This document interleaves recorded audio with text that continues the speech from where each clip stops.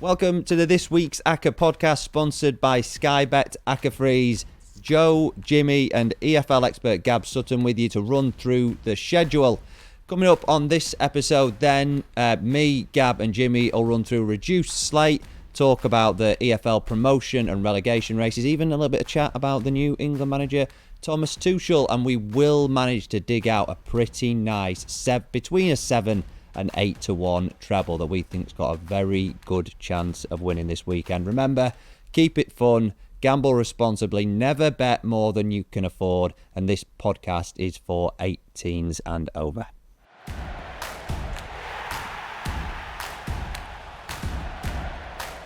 Right, fellas, then welcome, Gab. Nice to have you back with us, mate. Gotcha. We'll start by having a little look at last week, Jimmy. It was you, Jake and Tom, and I mean, on the face of it, 40-1 Acca, it looked a bit hopeful, stupid, silly, optimistic, but not the way it turned out. Well, 3 winners, 1 draw. I was just trying to remember who we actually picked. So Forest wiped the floor with Ipswich away from home. Colchester, comfortable home win against Fleetwood.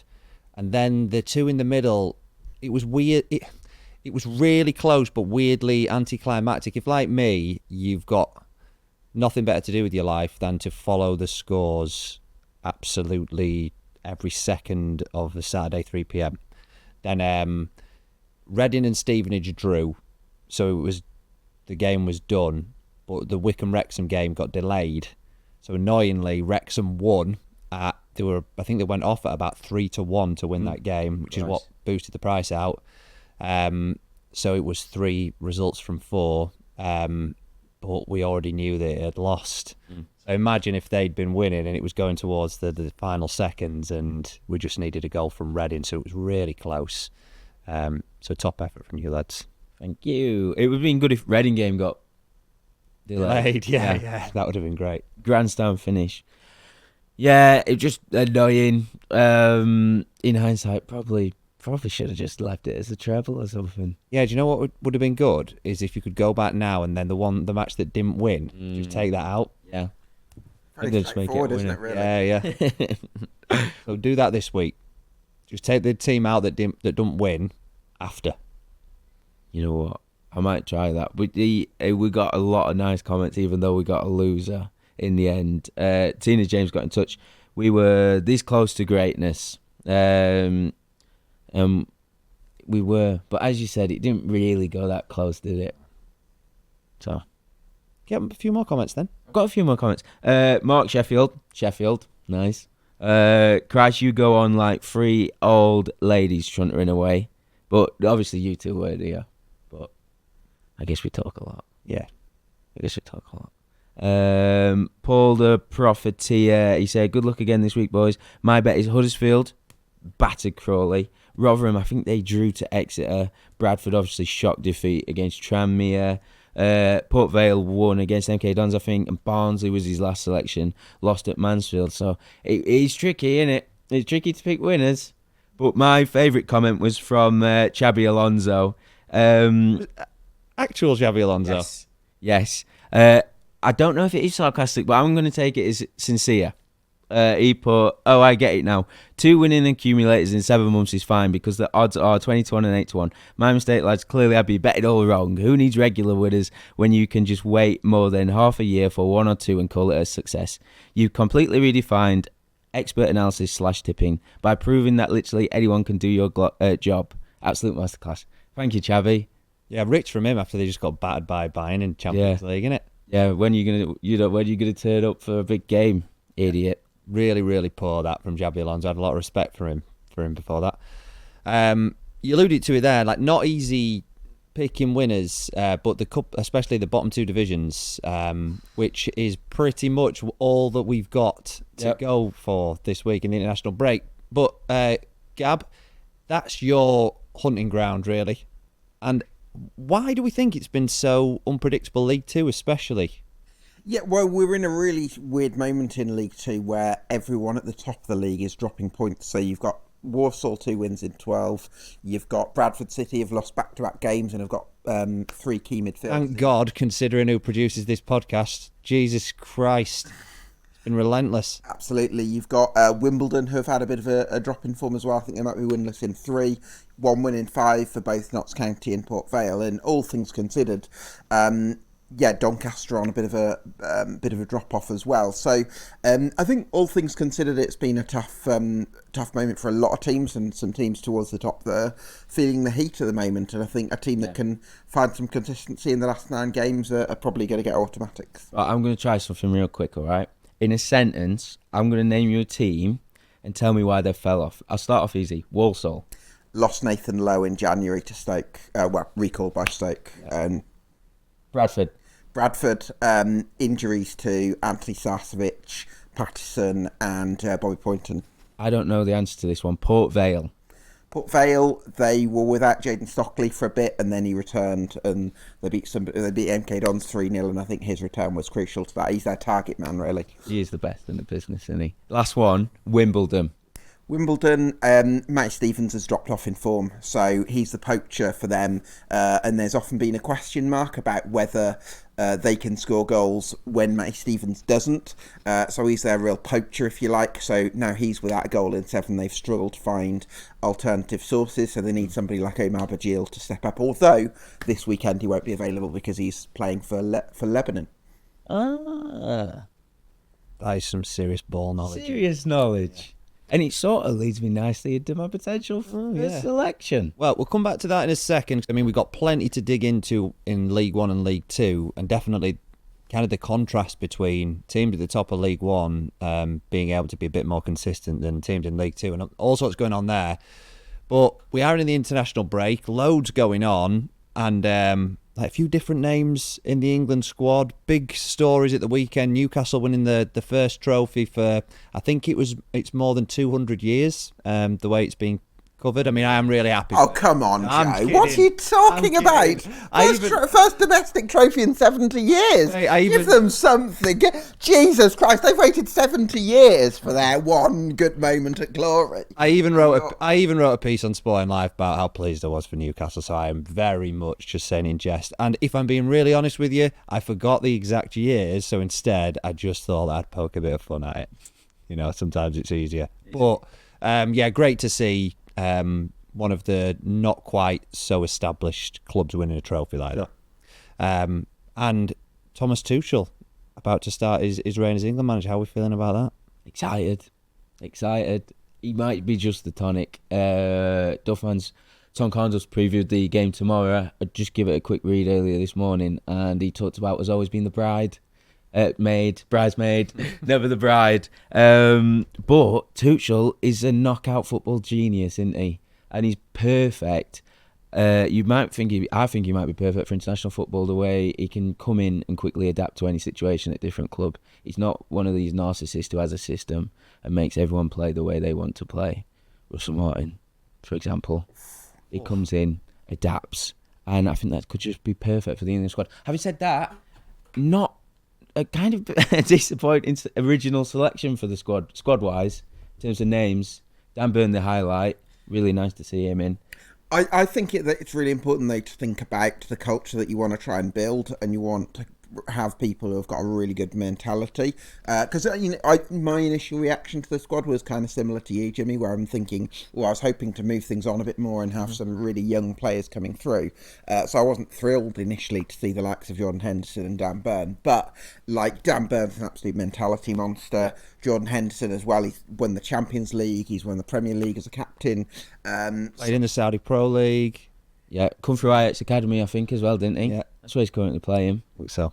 Took them from a relegation scrap to what? Top of the league? Little Ajax no one's ever heard of. Get it? It's been a long time coming. Sorry we cut you off there, Gab. That's right. Yeah. Yeah, I just thought maybe we've moved away from Jordan Henderson, to be honest. When did he last win a trophy in England? Was it 18-19?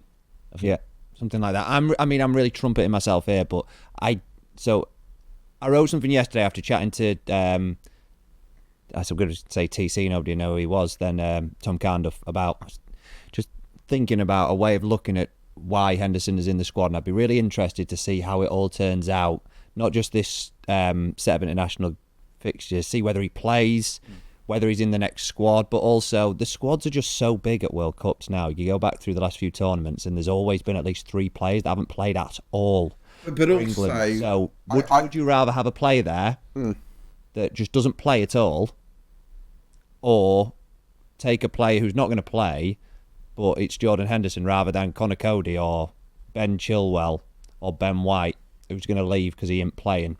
I think the reason why interesting. Jordan Henderson's selected is because Tuchel wants somebody in there to show these young players how it's done, what it takes to win major top-tier trophies. And Jordan Henderson has done that. I think the example that he sets, the way he trains, like, you look at somebody like James Milner towards the end of his time at Liverpool. James Milner was nowhere near good enough to be starting regularly for Liverpool, but it's that example that he set on the training ground day in, day out. I think sometimes we underestimate that as football fans because we're just looking at what we see on the pitch. And if it was just on that, there's not a chance in hell that I'd be picking Jordan Henderson for the squad. But it's the example that he sets that I think is going to be really important. Could you, because you only have 3 keepers really in a squad, but they take a 4th, and it's just usually a good lad, and it's someone to even up the training drills. Could you not just take Jordan Henderson as a good lad, like coaching staff, just not a registered player? They'll probably just take Kyle Walker as third keeper, though, won't they? for the squad. Why not? Well, I thought he was... I mean, Kyle Walker's flown well under the radar in this squad, and he's been horrendous for ages. Then he's gone to Italy, not pulling up any trees there, and he's managed to sneak under the radar in the squad because everyone's going on about Jordan Henderson. But anyway, Kyle Walker's in the squad. Exactly. Yes. That one's for another day. But anyway, yeah, great, fresh start for England. I mean, Southgate did a great job. I'm sure there'll be plenty of that covered on Sporting Life. But let's turn our attention to this weekend. Who knows? We might dip into some international games. I find it highly unlikely. But you seemed like you were already wanting to get one selection in, Jim, where I had to cut you off and talk about general football for a bit. I've got some other inane things that I'd like to squeeze in a bit later on. Oh. Well, but I'll let you actually talk about the reason why we're here, which is building an Acca. Building an Acca, football Acca. What if we got to work with, like 18 Football League games? So do you know it's what? Brutal. Our producer Dom called me a couple of days ago, and he said he didn't realise that it was only... He'd got the wrong end of the stick when he'd spoken to you. He didn't realise how few games there were, and it was just pretty much only National League matches. But I'm surprised how many games have survived the international call-up. So what is it? 1, 2, 18. Yeah, that's good. Do you know, for an international break, we've really struggled previously to have that many games. So yeah, it's not too bad. But anyway, I've given this the long build-up. This better be good. Wimbledon odds against Barrow. It was just it's stand out for me price wise, form wise. Mentioned it before, Wimbledon having a bit of a wobble, and that's because the striker is struggling, right? Mike Stevens, yeah, I think they've definitely got to find alternative sources of goals. It's going to be interesting to see how they do without Omar Bajil, because he's one of those strikers who doesn't score many himself, but he does make a big impact on the team with his work ethic and his hold-up play and all that kind of thing. But I would probably still go with you at odds against quotes. I really like Josh Neufville, the right wing-back that they've got. He's so quick and direct. They've also got a really rock-solid defence as well. Joe Lewis has been outstanding this season. So yeah, I think I probably would side with Wimbledon against a Barrow side that are possibly looking ahead to a big rebuild and a high turnover of players in the summer under Andy Wynn. Yeah, well, that was the thing. You've essentially got a automatic chasing side in Wimbledon. It's a stacked top end of the division against Barrow. And you mentioned a rebuild for next season. They are safe, aren't they? Because the two are at the bottom of the league. 2 are so bad. Mind you, Morecambe's picked up. But basically, you've got a team on the beach against an automatic hopeful. 3rd best home team in the division against the 3rd worst. And with generalisation across the whole season, and I don't know all the nuts and bolts, and I ain't gone into all the crannies of these two teams. It must be said that Barrow have picked up recently. They beat Notts County. They were 2-0 down against Morecambe, albeit Morecambe had 10 men for like an hour in that game. Drew 2-2. But on a reduced slate, I was surprised to see Wimbledon this big. And perhaps on a normal week, maybe you'd find reasons not to go with this one. But if you just keep it simple, it's one of the best home teams in the division against a team with nothing to play for, poor on the road. Odds against, I thought it'd be a nice way to start the Acca, maybe. Yeah, I think that the to keep it even more simple, just being a bit more specific on that point of away at Morecambe last week, then 2-0 down at half time against a team who had a man sent off after 28 minutes, then that it gives a lot of important context to that 2-2. So really, without that red card, they're going to have gone to Morecambe and lost that game. And now they go into a team with one of the best home records in the league, third in the division. And Jimmy and I were chatting about this before the podcast. Then Wimbledon had a bit of a wobble, won 2 of the last 3, and they lost at home to Cheltenham the other week. But Cheltenham are really awkward. I've made this point a few times on the podcast this season that I've not really liked going against them. I just don't see Barrow as that kind of test. Cheltenham are more of like a Bromley. They're going to go to Wimbledon and enjoy being on that pitch and make it awkward. So I'm very happy to side with this if we all are. Yeah, I think we should go with it. Nice one. Okay, so I think we got it. Then it's the first pick for this week's Acca. It's a general price, really nice odds against. It's Wimbledon to beat Barrow at 21-20.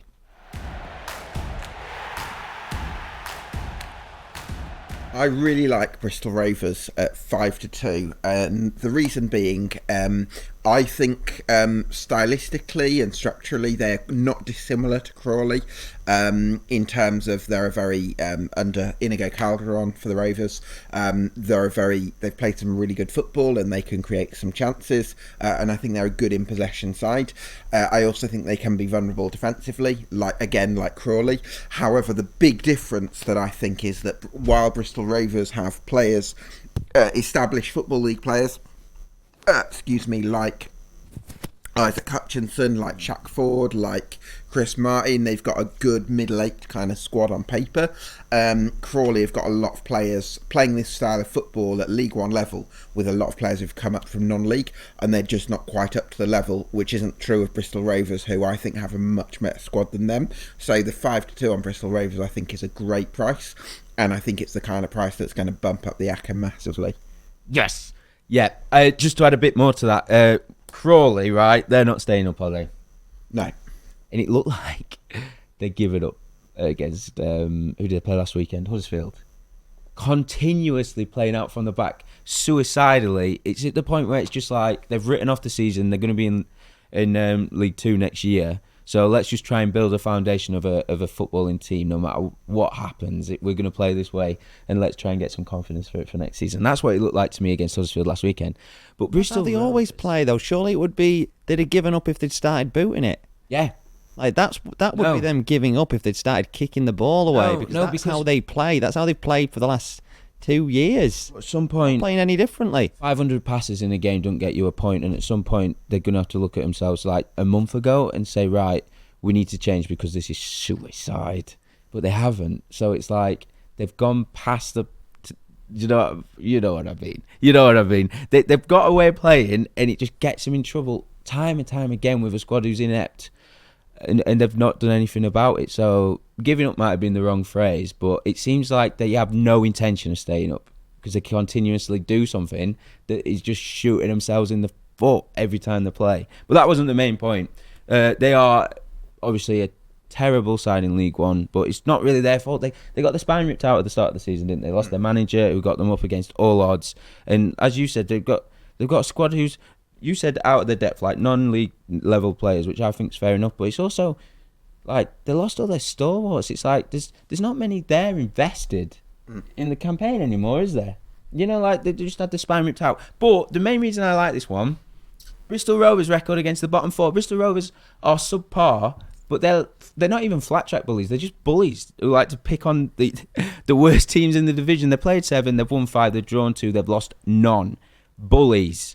And I don't know why they're 5-2 this weekend. It's a really stingy slate.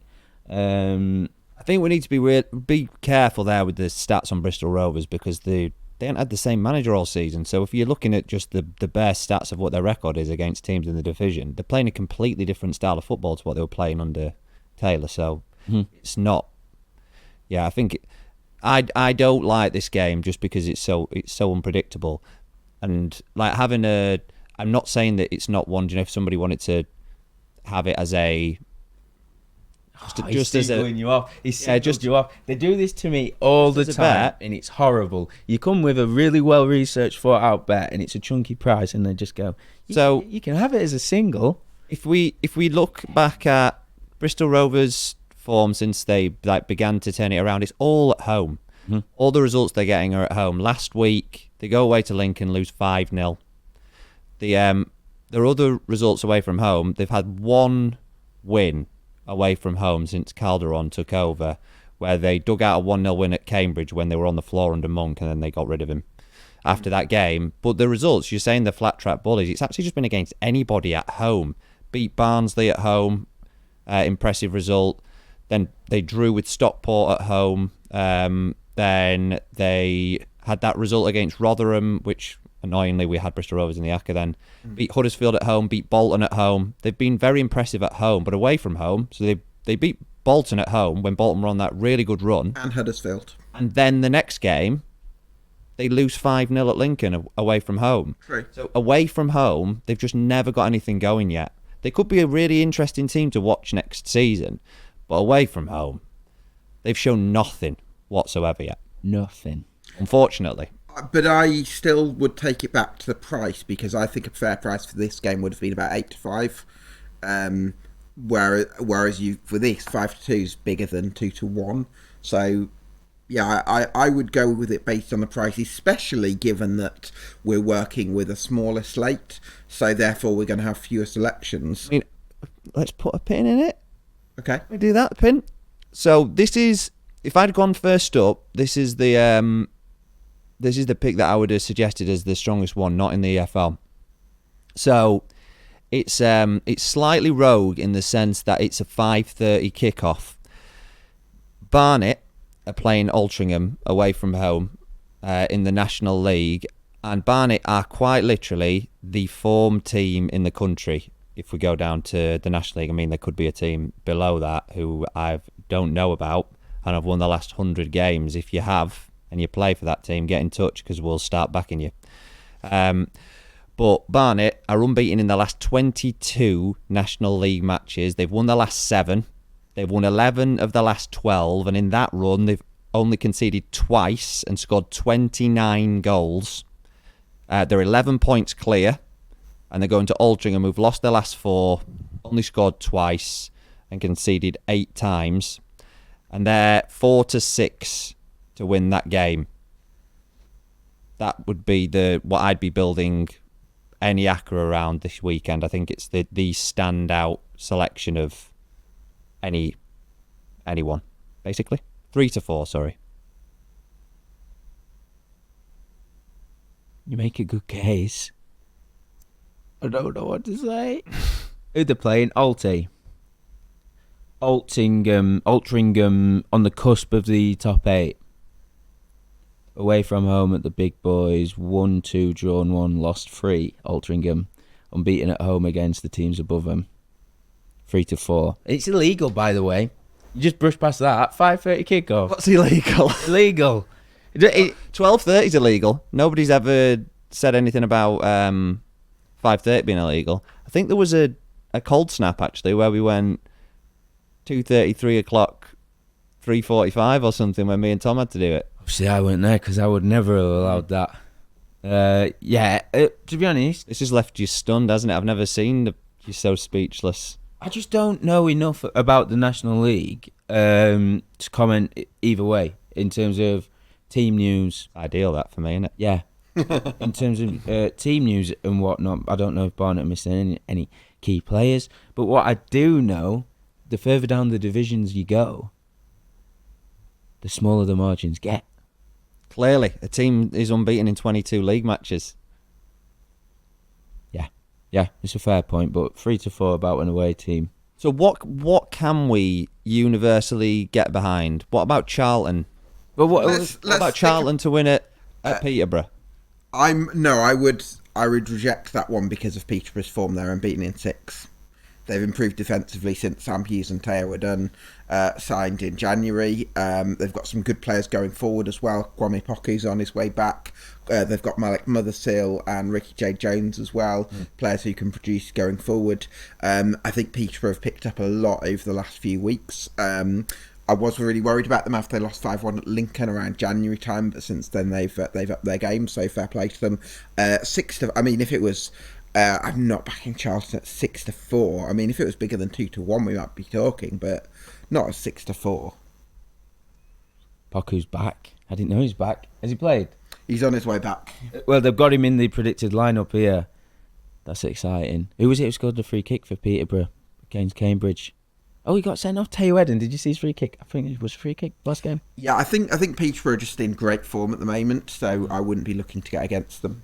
I'm just looking who they played. Stevenage, meh. Huddersfield, good. Wrexham in the cup, good. Shrewsbury, meh. Blackpool, meh.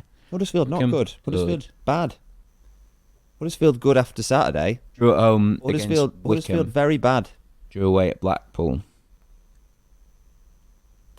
The only thing that I would say for Charlton winning at Peterborough is that it is tricky because I had it marked down similar to Gab, is that they've had players coming back, and these are the two form teams over the last 5 games in League One. But because of the midweek result of Wycombe coming back to beat Rotherham, Charlton have to win to maintain the possibility of them finishing in the top 2. They really do. It's a huge chance for them. And Wrexham play Stockport on Saturday as well, so there's going to be points lost there.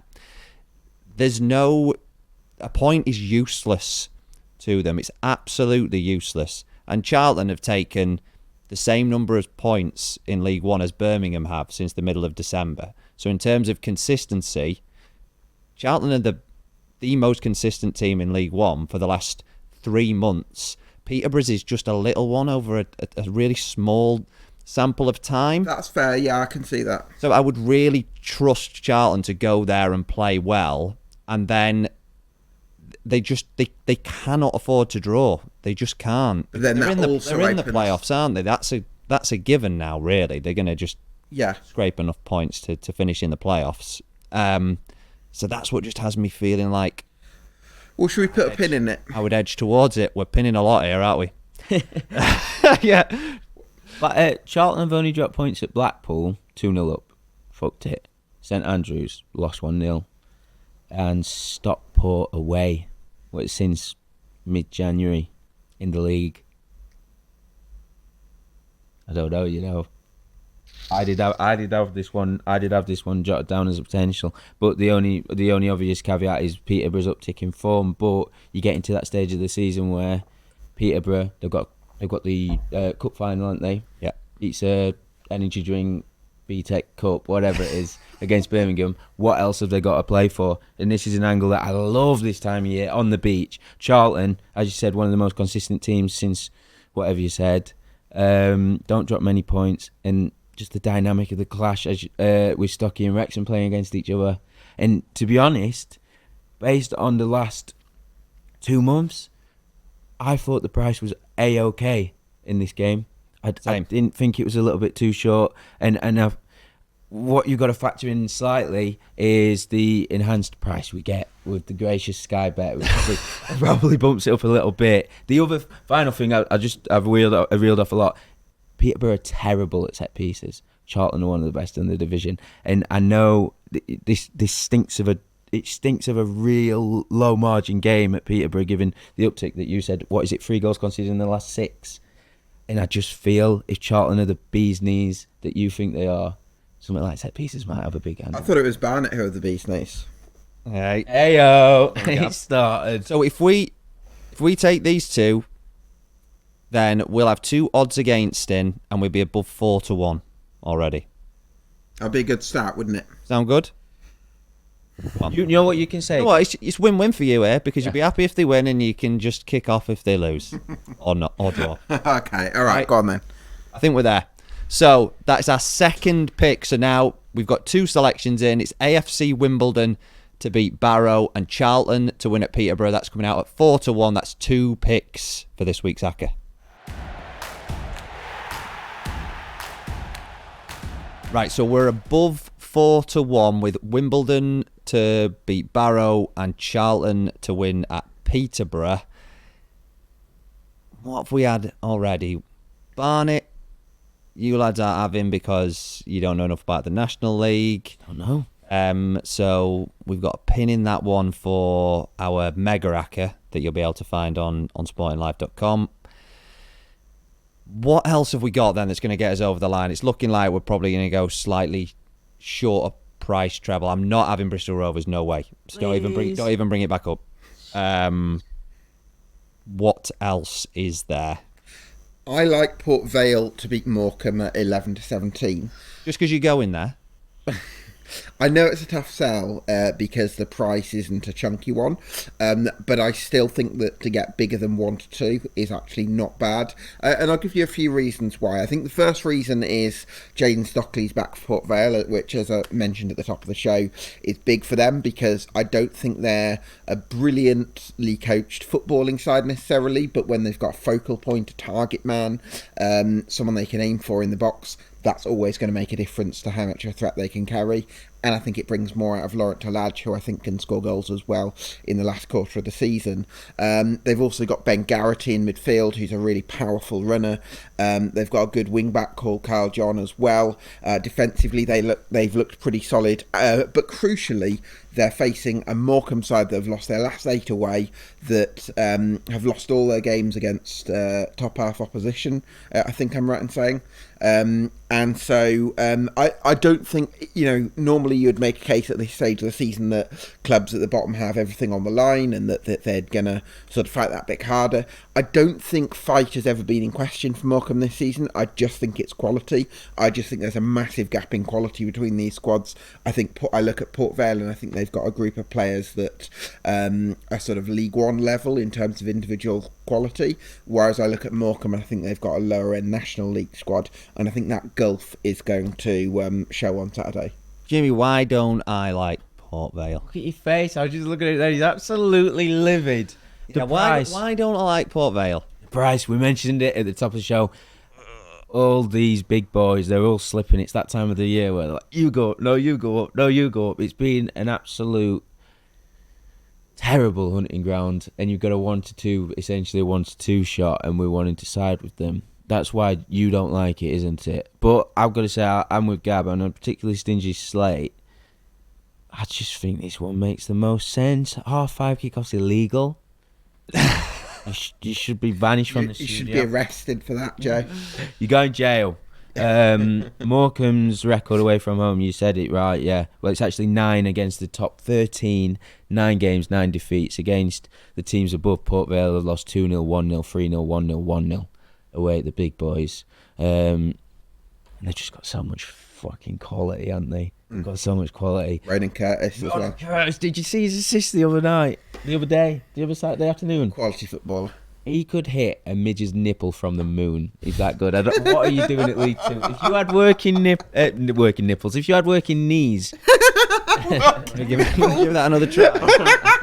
Oh God! If you had working knees, son. Oh God! I'd have you at Sheffield United, but he doesn't. Bless him. But too much quality, I think, and uncomfortably, I want this in. Price-wise, it looks short. It is short. We'd never usually go for a 1-2, but you look at the prices. Teams around Port Vale, top 7, have gone off when they are hosting Morecambe, and it's pretty similar.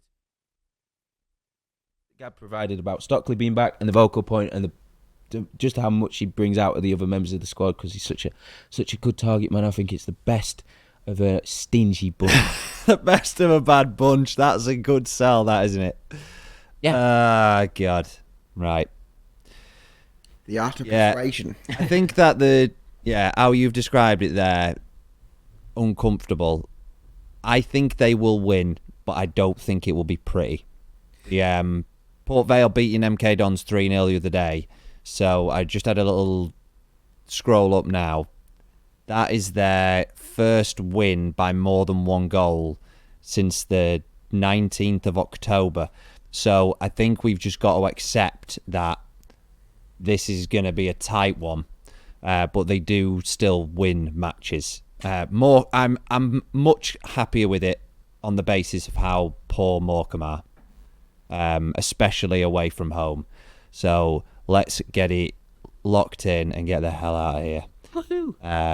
So the third, and we're going to stick with a treble this week because it is really tricky to find enough selections on an international break where there's not that many fixtures. There will be a bigger Acca on sportinglife.com where some of the ones that haven't quite made it, and we'll get our heads together afterwards as well and see if there's any other ones that we feel like we can get you a bigger priced one too. But this is this week's Acca. It's AFC Wimbledon to beat Barrow, Charlton to win at Peterborough, and begrudgingly Port Vale to beat Morecambe, and that's coming out at above 7-1.